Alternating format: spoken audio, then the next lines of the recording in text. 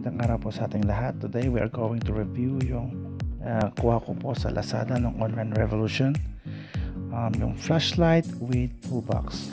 Okay, so makita po natin to, yung flashlight na mayroong toolbox sa loob. Wow! So it may call it smart flashlight, smart toolbox. Hindi ko alam kung ano yung specific name, pero tignan po natin yung pinangalan ng Lazada sa kanila. Sabi dito 24 pieces,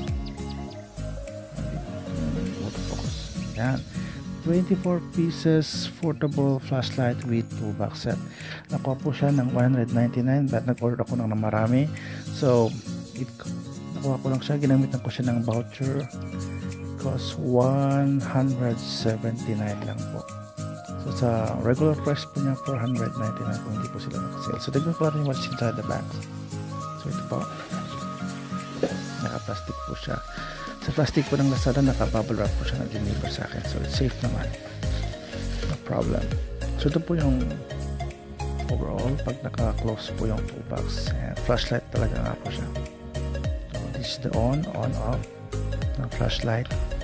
And let's see kung okay nga yung flashlight niya.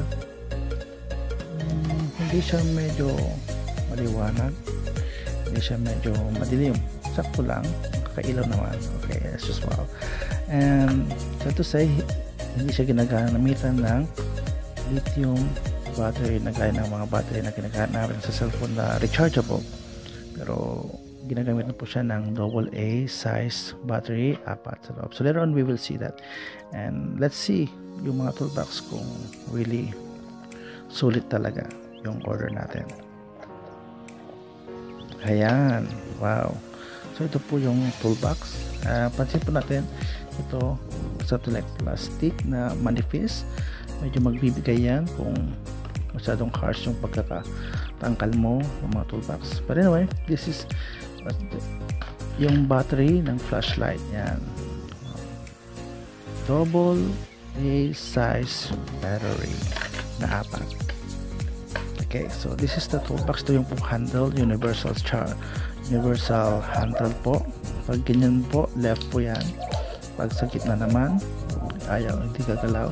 Pag ganito, yung pihit, yan, right, parang tight and close, or tight or open, hindi ko alam, whatever it is, hindi ko ulit, ganyan, sa inyo na yun kung paano nyo po gamitin. So okay, so this is the toolbox. Pansin po natin yung handle, actually pansin ko medyo magaan siya, and dito rubberized na plastic, and dito naman plastic talaga siya, and yung metal nya, I think it's not full metal, medyo stainless siya. So pag ginamit mo siya sa heavy duty, masisira ito, at may possibility na mapuputol ito. Okay, so yung mga light or medium lang na trabaho. Okay, this is the toolbox. Ito yung laki dyan. Wow. And okay, ito po yung handle, and then nilagay ko na po yung extension po niya. Let's try it.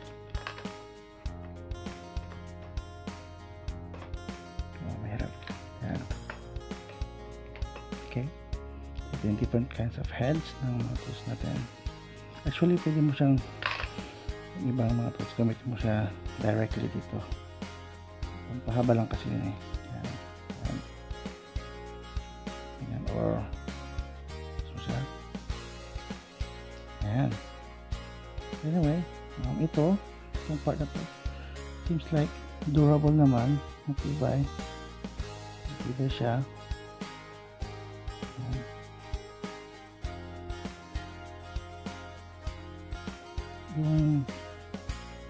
Yung handle lang siguro yung may something like issues about durability, pero sa mga matitigas na metal, I think hindi siya masyadong excellent, kasi pag kinana mo, kasi medyo plasticky po siya. But anyway, this is a good buy para sa mga hindi pang heavy duty na gumagamit ng toolbox.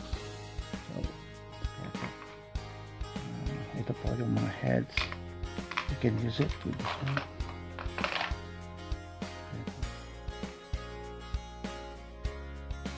Ayan. Ayan. Use it. Ito yung size yan. Okay. Mahanap. Ano ba yan? Ayan. Okay. Ayan po. Ang size po niya is 6mm hole na hindi ko po alam yung tawag. Anyway, this is the toolbox. Para sa akin, okay lang po siya. Hindi naman po siya mukhang cheap kung titignan, or gustong gusto na ito ng father-in-law ko. But anyway, this is it, yung review po natin. Masasabi nyo na yan is buy at your own risk.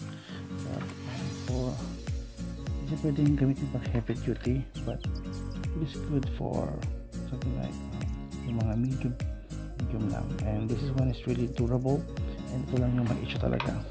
And with this box, I think also, and good quality po siya, yung flashlight, I think hindi siya madaling masira.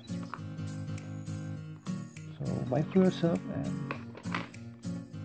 enjoy with this smart flashlight toolbox. Hindi ko po lang yung talagang tawag niya, wala siyang brand eh.